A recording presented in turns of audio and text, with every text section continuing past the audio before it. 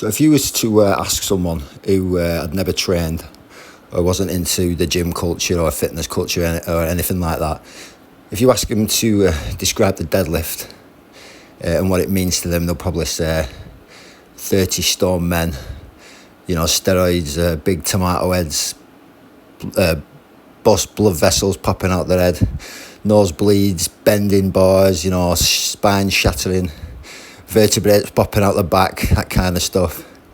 That's the impression that most people have of the deadlift, and I think it's ironic because if performed correctly, loaded sensibly, it has the opposite effect.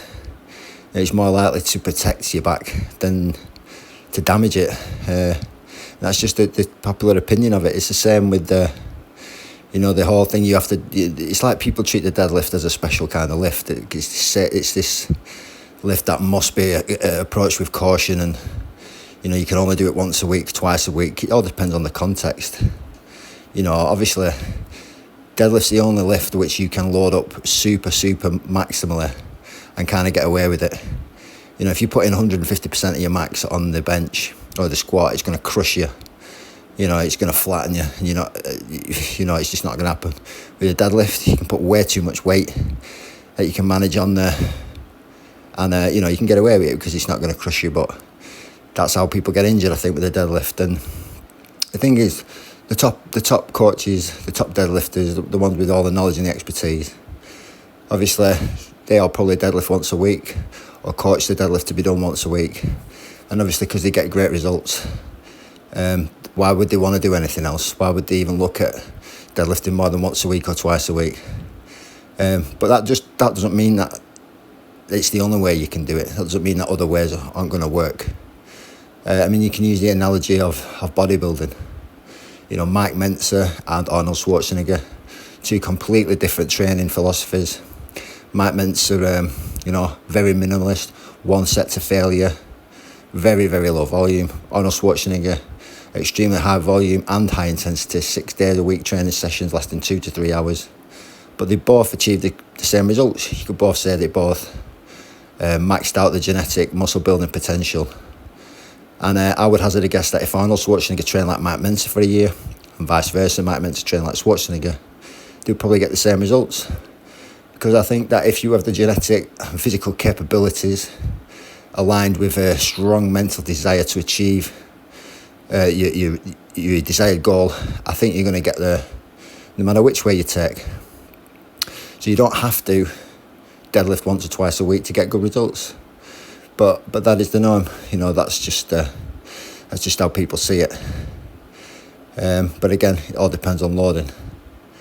And it's a shame. And one thing I hear all the time, and is when people will say, "Well, I used to lift heavy when I was younger, but since I got to 40, I don't bother anymore." And they've got it backwards. They really have got it backwards. This is the age when you get to 40, we should be focusing more on lifting heavy. Within the safe limits, of course, but being 40 and getting to that age is absolutely no excuse to stop pushing yourself and stop training harder. If anything, you should train harder and more frequent and eat more protein, and are the opposite of what everyone else tells you should do, I think. It's an outdated attitude that heavy lifting is going to harm you, when all the literature suggests that it's the opposite. And as you age, like I say, especially in the lower body.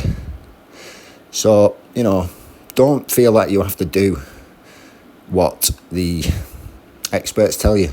Don't feel you have to follow the trend or do what you're supposed to do. You can do what you want when you're training. You can try what you want, Your training is your own experiment. If you want to train 7 days a week, if you want to deadlift 7 days a week, you can do, as long as you manage it correctly. You might not get the best results. I know for a fact that this isn't the best way to get a better deadlift, but that's not what I'm chasing. So yeah, if you're using the excuse that you're now 40 or you're older than 40 and you can't lift heavy anymore, I suggest you change that way of thinking. And you start putting the slow, steady cardio and the lightweight training to one side and get lifting heavy. and get doing some short, sharp, fast, intense cardio sessions. But what do I know anyway? I'm just a postman. So anyway, today's training session was a good one. Fueled up with my liquid EPO again, my beta-alanine, citrulline mallet, beat it shots, and a caffeine hit, mixed up with some Lucozade, and I was raring to go. 200 kilo deadlift, which could have pushed it more today, felt good.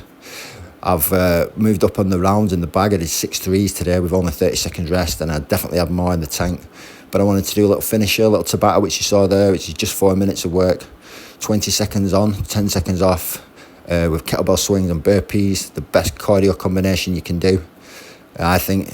Anyway, quick 4-minute blast on there, and then 3 sets of 12 and the weighted electors to finish off.